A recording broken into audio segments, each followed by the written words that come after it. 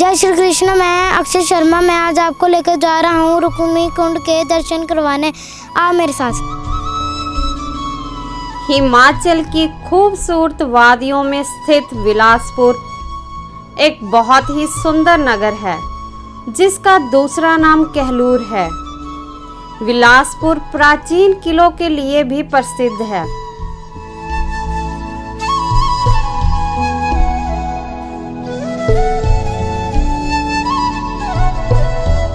रुक्मिणी कुंड पे जो पानी निकला है वो अपने आप में एक देखने वाली बात है कि सूखे पहाड़ से इतना पानी निकला, 4-6 इंच का पानी का जो है वो निकलता है। तो ये हम लोग मानते हैं और रुक्मिणी देवी के नाम से उस स्थल की हम पूजा भी करते हैं।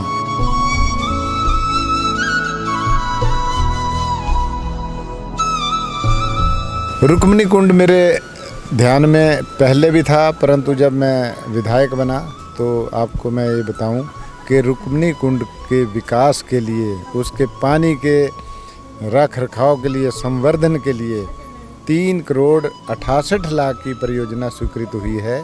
अभी डैम का काम चला हुआ है, डैम बन गया। उसके ऊपर एक पीने वाला जो जोन होगा, एक सेगमेंट नहाने वाला होगा और उसके नीचे एक इरिगेशन जो पानी नीचे जाता है उसका होगा। 3 हिस्सों में उसका विकास होगा। और जो ऊपर से पहाड़ी की तरफ से जो आता है उसमें गैलरीज वगैरह बन के जो गंदा पानी या इसका मिट्टी से जैसे प्रदूषित जल जो बरसात में आता है वो बाहर निकले, ताकि रुक्मिणी कुंड की सैंक्टिटी और जो उसमें नहाने नहाने की जो बच्चों की अभी एक प्रवृत्ति है उसके ऊपर भी थोड़ा जो उनको एक अच्छा सुगम स्थल हम तैयार कर रहे हैं। और वहाँ मैं ये बताऊं कि उसके साथ पुल का निर्माण मेरे इसी कार्यकाल के दौरान हुआ। 1.5 करोड़ का पुल बना और उसके साथ ही डैम बना और डैम के साथ साथ नहाने का, पीने के पानी का और दूसरा पानी की स्टोरेज की व्यवस्था, रुक्मिणी कुंड का सौंदर्यकरण। और साथ में एक कंपोनेंट उसमें भी है टूरिज्म का कि उसमें भागवत कथा का जो आयोजन है उसके लिए भी एक हम बना रहे हैं वहाँ उसी स्थान पे, ताकि लोग एक अच्छे धार्मिक पर्यटन के साथ साथ भगवान भक्ति के लिए भी अगर समय निकालते हैं तो वहीं वो भी उसका भी आयोजन करने के लिए आधारभूत ढांचा विकसित किया जा रहा है।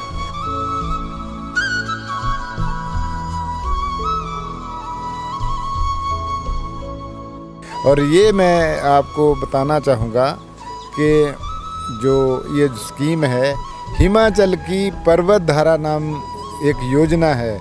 हिमाचल की नंबर 1 स्कीम यही है, पर्वत धारा रुक्मिणी कुंड मॉडल स्कीम। आदर्श पानी की संवर्धन की, ब्यूटिफिकेशन की, सौंदर्यकरण जो इसका होगा, हिमाचल की आदर्श स्कीम ये है। और इसलिए इसके लिए जंगलात विभाग, ग्रामीण विकास विभाग, टूरिज़्म विभाग और सिंचाई, जन स्वास्थ्य, जल शक्ति विभाग, ये सारे मिलके 3 करोड़ 68 लाख रुपए की जो योजना तैयार की है उस पे काम कर रहे हैं। और इसमें 1 करोड़ के लगभग काम पूरा हो गया है।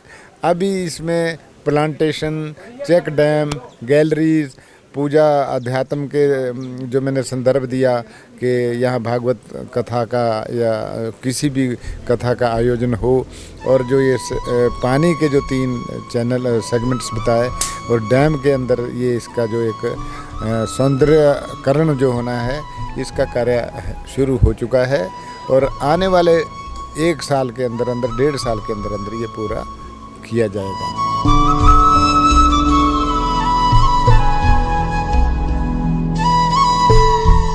जय श्री कृष्ण। सभी लोगों को आज ज्येष्ठ संक्रांति की सबको बहुत बहुत बधाई। आज हम आए हैं इस संक्रांति के महापर्व जो महत्वस्वी भूमि देव हिमाचल की रुक्मिणी कुंड के बाद जो बिलासपुर के औहर क्षेत्र में और जो घेड़वी क्षेत्र के बीच में पड़ता है। यहाँ पर की मान्यता मानी गई है कि यहाँ पर जो स्नान कर लेता है जाने अनजाने से भी, तो उसके जो है एक तो कई जन्मों के पाप भी नष्ट हो जाते हैं, साथ में शरीर में कोई व्याधि लगी हो, कोई रोग लगा हो, वो भी दूर हो जाता है। साथ में विशेष मानता है किसी की कोई मनोकामना हो जो कभी पूरी ना हो, किसी की संतान ना हो, या किसी के कोई ऐसा काम रुका हो जो आज तक नहीं हुआ हो, तो यहाँ की मान्यता है, यहाँ पर एक तो स्नान करें आकर, साथ में माँ जो रुक्मणी है उसका आशीर्वाद लें, और यहाँ पर रुक्मणी जी के बाल हैं उनको जो है मौली से बांध कर अपनी मनौती को माने। तो जब तक ये मनौती पूरी ना हो तब तक उसको बांधे रखें, और मनौती पूरी होने के बाद उसको आकर खोल दें, तभी ये मान्यता पूरी हो जाती है आकर।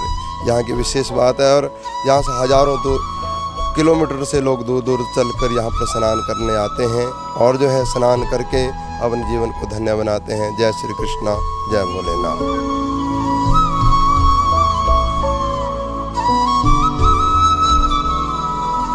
जय श्री कृष्ण। यहाँ पे हम आए हैं आज रुक्मणी कुंड, जो हिमाचल का बहुत ही ऐतिहासिक तीर्थ स्थल है। और यहाँ आज वैसाख संक्रांति का पर्व है, और हमारे घर में ही गृहस्थान में श्रीमद् भागवत कथा का आयोजन है, और बहुत सारे लोग हमारे साथ बाहर से आए हुए हैं। तो पंजाब से आए हैं, दिल्ली से आए हैं, और मध्य प्रदेश से आए हैं, बेंगलोर से आए हैं, और काफ़ी लोग इधर उधर से भी आए हुए हैं। तो सभी आज वैसाख मास की संक्रांति के दिन जो है यहाँ पर मैंने सोचा चलो हमारे घर के पास में ये रुक्मणी कुंड है, बहुत बड़ा तीर्थ स्थल है, तो यहाँ पर सबको दर्शन करवाए जाएं और रुक्मणी अम्बा के चरणों का चरणामृत पिलाया जाए।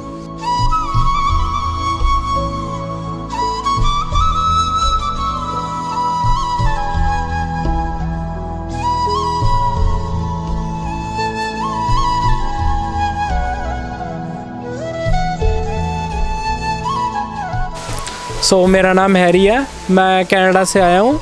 मेरे आने का मकसद मेन यहाँ पे भगवत कथा था, तो यहाँ पे आके मुझे बहुत ही अच्छा लग रहा है। जैसे कि अभी हमने यहाँ पे दर्शन किए, यहाँ पे बहुत ही अच्छा लग रहा है। यहाँ पे जो कनाडा में ये सब चीज़ें नहीं है, यहाँ पे पूरी फैमिली के साथ आके पूरा प्रॉपर पता लग रहा है कि क्या चीज़ है यहाँ पे, इस चीज़ की क्या महानता है हमें।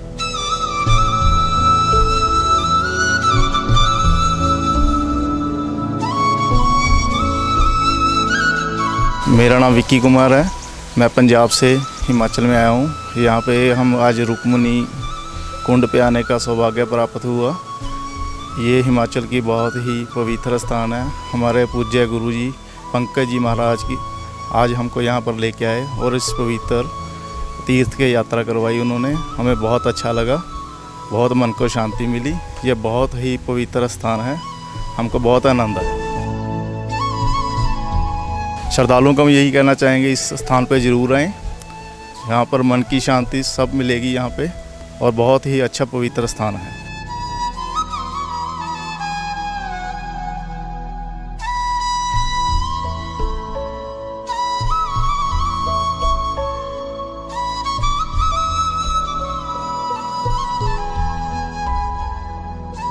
रुक्मणी कुंड में मैंने पहले स्नान किया, फिर मैंने उधर शिवजी पे जल चढ़ाया। अब हम बात करते हैं रुक्मणी कुंड की कहानी की। कि ये रुक्मणी कुंड का इतिहास क्या है, तो इसका इतिहास जो है बहुत ही गहरा है। कि हमारे यहाँ पे जब राजाओं का शासन था, तो प्रजा में क्या हुआ कि बीमारी फैल गई, प्लेग फैल गई। यहाँ पे एक गांव है साथ में, औहर गांव जिसका नाम है, तो उसमें एक स्किन की बीमारी होती है, चर्म रोग जिसे कहते हैं। वो पानी के बिना सबको फैलने लगा, संक्रमित करने लगा, और बहुत सारे लोग मरने लगे। तो राजा इस बात से बहुत ज़्यादा व्यथित हुए, बहुत कुपित हुए, दुखी हुए।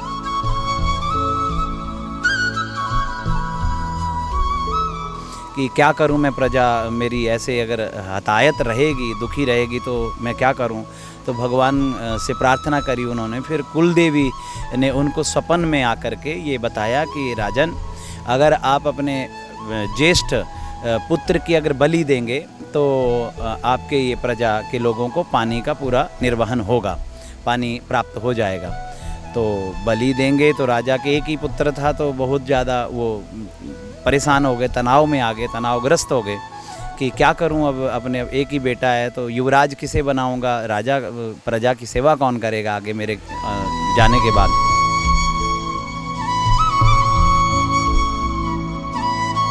तो फिर उन्होंने पुरोहितों से परामर्श किया। पुरोहितों ने बताया कि देखो राजन, कि अगर पानी मिलता है बलि देने से, तो अगर आप बेटे की बलि नहीं दे सकते, क्योंकि दो ही गद्दियां हैं हमारे सनातन धर्म में, हमारे भारतवर्ष में, राजगद्दी और एक व्यास गद्दी। तो व्यास गद्दी ही निर्धारण करती है कि क्या करना है। जब कोई भी सिचुएशन राजा के यहाँ बनती है कोई, तब पुरोहितों ने सलाह दी, धर्मशास्त्रों का अध्ययन करने के बाद परामर्श निकाला गया, निष्कर्ष निकाला गया। तो क्या कहा उन्होंने कि बलि अगर देनी है तो बिल्ली की बलि दे दो, मगर बिल्ली की बलि अगर देंगे तो 7 जन्मों तक उसका प्रायश्चित लगेगा, उसका पाप लगेगा।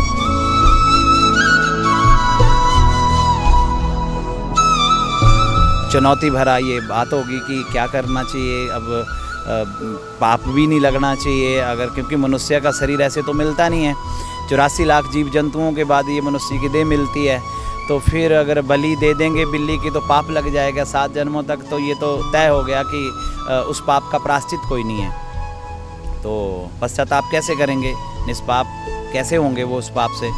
तो फिर पुरोहितों ने ये परामर्श दिया, उनको एडवाइजरी दी कि आप ऐसा करो कि अगर पूछ लो, अगर अपने बेटे की घरवाली की बलि अगर हो सके तो अपनी बहू की बलि अगर दे। तो फिर बहू जो थी वो आई हुई थी, यहीं पर पास में एक गांव है, शायद तनेड़ गांव है, तो वहाँ पे उस के मायके थे। तो मायके में सूचना दी गई कि बेटा ऐसी ऐसी बात है कि आपको ऐसे ऐसे करना पड़ेगा प्रजा की सेवा के लिए। तो बहू जो है बहुत ही धर्मनिष्ठ थी, बहुत ही अच्छे संस्कारों वाली थी। तो उसने बोला कि अगर किसी को मेरे मरने से अगर पानी मिलता है, जल मिलता है, उनकी प्यास बुझती है, तो कोई बात नहीं, मैं तैयार हूँ। तो मेरे पति को आप रहने दो, क्योंकि अगर मैं मर जाऊँगी तो कोई बात नहीं, मेरे पति दूसरा विवाह कर लेंगे।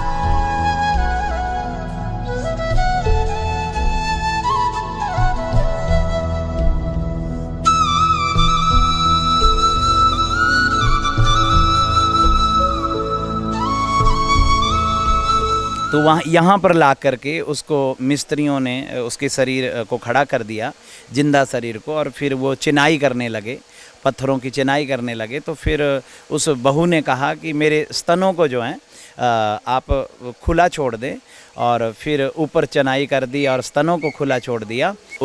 उसके इस धड़ तक जो है उसके यहाँ चिनाई कर दी गई। फिर और कुछ दिनों बाद वो मर गई, और फिर उसके बालों से जल की धारा निकलने लगी, स्तनों से दूध की धारा, पयोधर से दूध की धारा निकलने लगी, और फिर जल ही जल हो गया, सारे रोम रोम से उसके जल निकलने लगा। आप देख सकते हैं कि वहाँ पे 2 ऐसे स्थान है, वहाँ से ऐसे पानी जो है झरने की तरह झरता रहता है। कहाँ से आता है? सारा ये पत्थर है।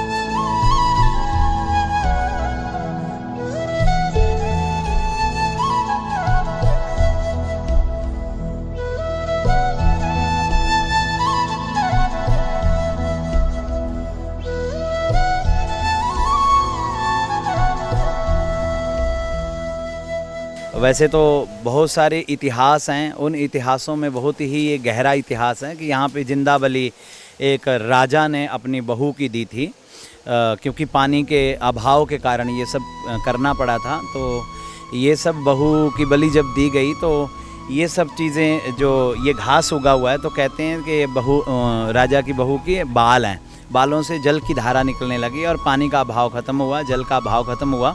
और दूसरी बात ये है कि उस राजा की बहू की जो स्थिति थी, उसने बलि तो दी मगर उसका बेटा एक ही बेटा था, तो वो मिलने के लिए रोने लगा कि जब अपनी माँ को नहीं पाया उसने, तो माँ से मिलने के लिए, अब उसको पता चला कि मेरी माँ ने यहाँ पे अपनी बलि दी है, तो माँ से मिलने के लिए वो यहाँ पर रोता रहा। फिर वो सर्प बन गया, नाग बन गया, सांप बन गया, और आज भी कहते हैं वो सांप के रूप में यहीं पर रहता है। और कभी कभी बहुत सारे भक्तों को दिखाई भी देते हैं वो, तो वो अपनी माँ से मिलने के लिए रोज़ आते हैं और अपनी माँ का दूध पीते हैं, वो नाग देवता के रूप में।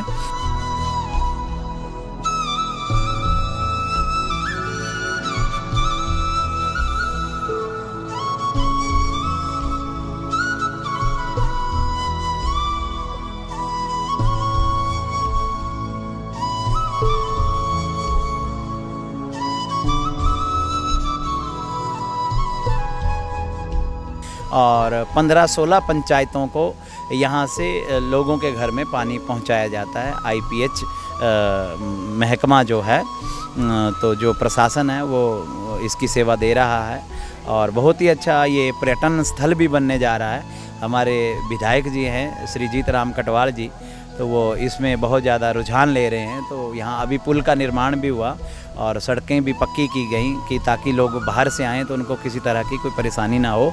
मगर धीरे धीरे ये काम चल रहा है और बहुत ही ये पावन और पवित्र, लोग बिस्लेरी खरीदते हैं तो उससे करोड़ गुना अच्छा ये पौष्टिक जो है जल है।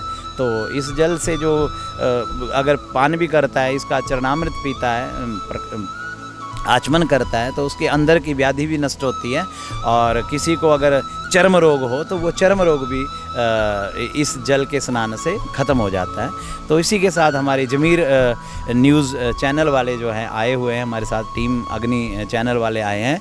तो ये बहुत ही अच्छा एक्सपीरियंस रहा। सब लोगों ने यहाँ पर स्नान किया और बहुत सारे लोग हैं, आप देख सकते हैं उधर बहुत सारे लोग आए हुए हैं संगत। तो ये बहुत ही रमणीक स्थल है, बहुत ही दिव्य स्थली है। सब मनोकामनाएं, बहुत दूर दूर से लोग आते हैं यहाँ। कुछ लोग जो हैं मंडी से आए हुए थे जो कि 150-200 किलोमीटर यहाँ से है। तो काफ़ी दूर दूर से लोग आते हैं, बहुत शिमला से आते हैं, कांगड़ा से आते हैं। तो बहुत सारे लोग आते हैं जिनको यहाँ पर आकर के शांति मिलती है और आनंद की अनुभूति होती है। जय श्री कृष्ण जी। तो आज आपने रुक्मिणी कुंड के दर्शन किए और इतिहास के बारे में जाना। आपको हमारी वीडियो कैसी लगी कमेंट करके बताना। लाइक और शेयर ना करना भूलना। जय श्री कृष्ण।